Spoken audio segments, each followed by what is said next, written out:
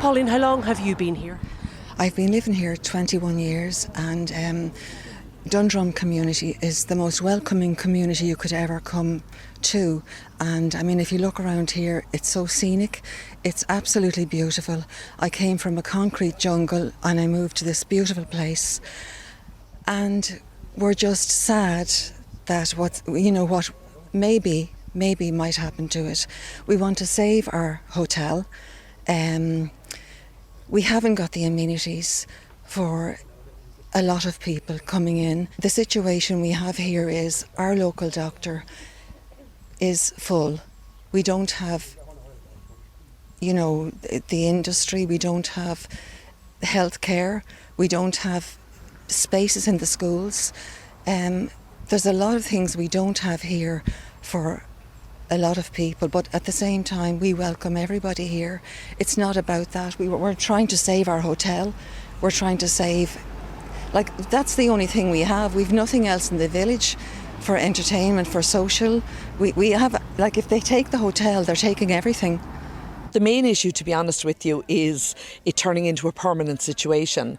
When this hotel changed hands a number of years ago, there were great plans fanfared on local media about how the hotel was going to be renovated. The manor house in there is over 300 years old. It's a protected building. And there was talk of renovating that, upgrading a golf course, which is already magnificent. It's a Philip Walton designed golf course. Upgrading everything, the leisure centre, the pool. And everyone was very excited about that. There was talk about maybe putting in a distillery. But then, of course, the world changed. We had COVID. And then the situation in Ukraine arose. The issue now is that we're hoping that with the money that was paid to accommodate Ukrainians, that it would allow for those development plans that were fanfared. But now, unfortunately, it appears that all plans have been set to one side and that the premise is in danger of turning into I'm not sure if we're allowed to say permanent, because who knows, but certainly into a rolling contract situation where IPAs will be housed there with no end in sight. Ukrainian was never going to be long term. This thing is a contract that may never end. Where is it going to finish? We don't see any end in sight. Once it comes in, how will it leave? There's such a demand for these kind of centres in the country at the minute. There'll be just no end in sight. We don't have the long-term resources here, The hotel itself, however, the main hotel, the Manor House, hasn't been functioning as a hotel since 2015. Yes. And you say, it's integral to the village. I drove through the village a little earlier, and notwithstanding the fact that the hotel hasn't been functioning, there is still a shop, there's a barber's, there's a hairdresser's, there's a butcher's. There's a pharmacy. They've all survived, notwithstanding the fact that the hotel hasn't been functioning. Yes, but previously, the spin-off that hotel was absolutely unbelievable. We had 2 or 3 weddings a week. They all used to go to the village, spend money on this and that, or shampoo or a pint or whatever they wanted. They got everything in the village.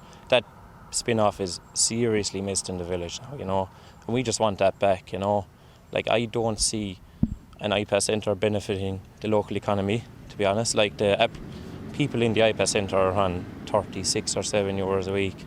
I can't see how they can contribute to the local economy, really, to be honest. They need that for very basic needs, For us, it's not about who's coming into the hotel. It's about the loss of the facility itself. It's a huge loss to the village. There was a time when people came to Dundrum on their holidays. They came and they stayed in the hotel or the chalets. They came on golf trips. But it's now turning into a place that, instead of being a destination, it's a place where people are just driving through on their way to somewhere else. I suppose there'll be people tonight watching, Fiona, will say, this is a community that welcomed Ukrainians. You said there was a reception to the village. They have integrated well. They are working here, their children are at school. In fact, they have joined you on this protest, and people seem to want them to remain in the village. And there's a completely different attitude to iPass. There seems to be a fear around iPass coming into the village. Well, I suppose it's twofold. Again, I keep coming back to the point, and sorry for repeating myself, but the fear actually is the permanent loss of the hotel. We feel very strongly that if this is allowed to become an iPass centre, we will never get our hotel back. But there is, and we can't ignore the issue, that we hear an awful lot of talk about the arrival of maybe, the numbers of arrivals of single men vastly outnumbers the arrival of single women. And those figures are available for anyone on the iPass website, the government iPass website. So, and again, it's the absence of information. People are fearful. Now, we are being told, or there's talk about it will only be women and children and families. But again, they were told that in Rossgrey, and that turned out to not be the case. But what is the fear, I suppose, if it is males, iPass males coming in here? What is that fear? I'm trying to really understand that. If it was women and children, iPass people wouldn't be so fearful, it appears. Well, people would still be very much against what's happening because, again, it's about the loss of the hotel for us. But what are people afraid of? Look at, I suppose, if there is a huge influx of people into the village, there's a population in the last census of 221 people. And if they're talking about bringing in 280 people, be they IPAs or from anywhere else, that's an issue because it's doubling the population of the village and it's just going to permanently change the fabric of the village. And there are people who are fearful of strangers, large numbers of strangers been in our midst and people having no information about them. I suppose I can't help but notice the sign here behind us, protect our kids, protect our children. Yeah.